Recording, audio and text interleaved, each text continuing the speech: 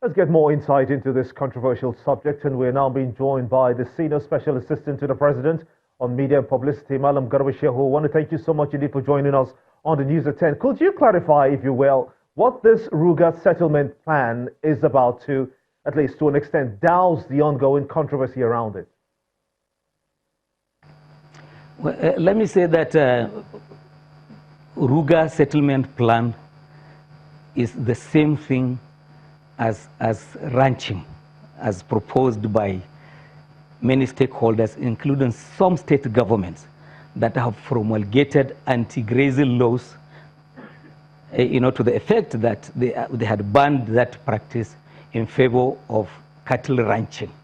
So cattle ranching is the same thing as Ruga.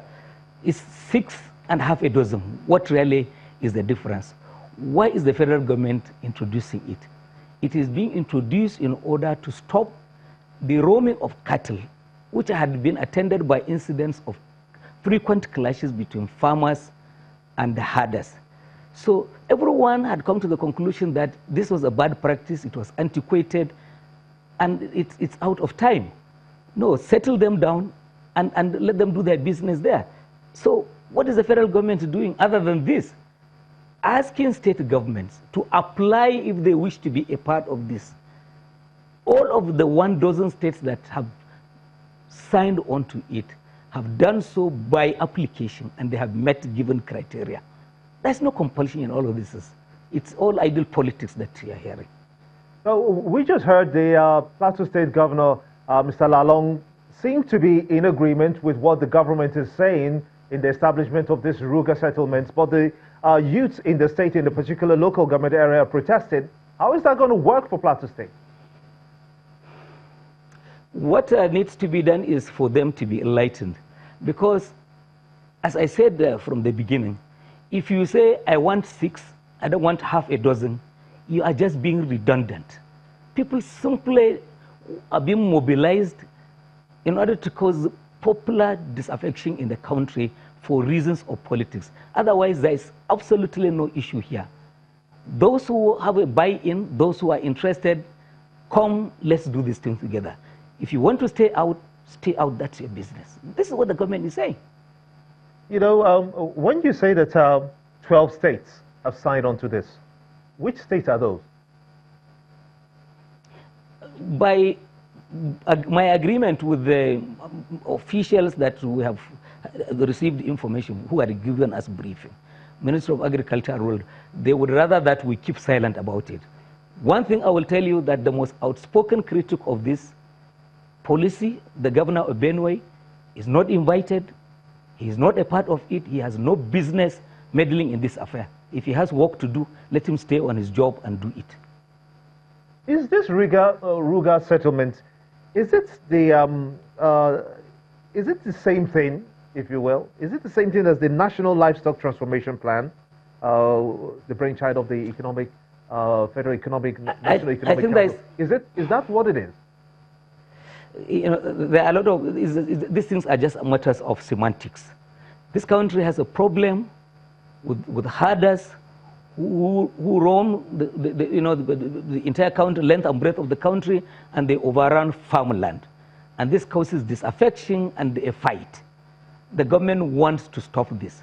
So settle them down in one place, provide all of the infrastructure they need. As a matter of fact, markets will come to these Ruga settlements or ranches, if you want to call them that. There will be the establishment of meat processors.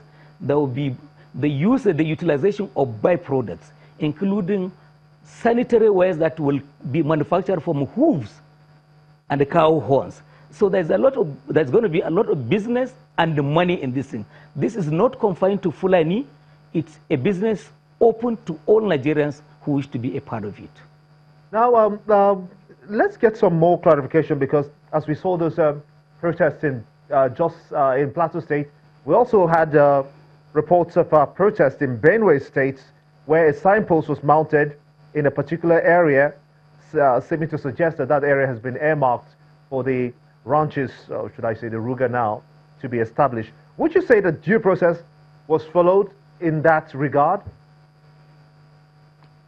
As I said, my agreement with the briefing I got from Agrica officials, I will not name these 12 states that are involved, but one thing I can tell you is Benue is absolutely absent from this table.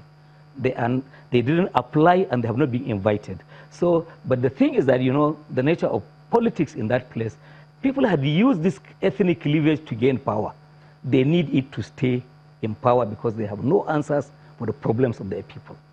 You know, Mr. Garba, when I asked you earlier about those states, those 12 states that you said are signing on to this, don't you feel that the Nigerian people deserve to know those states that you say have signed up to this? I agree with you. Maybe in due course, all of these things, in any case, you know that the federal government of Nigeria has approved funding for this project. So already in some of these states, work is going on.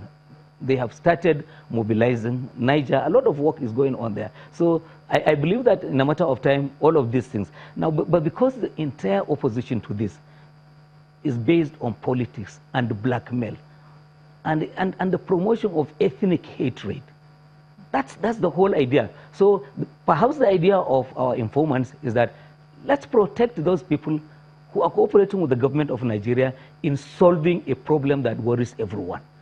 Why do you expose them to hatred? That's the whole idea. The Senior Special Assistant to the President on Media and Publicity, Malam Garba Shehu, we must thank you so much indeed for throwing more light on this very controversial issue. Many thanks indeed.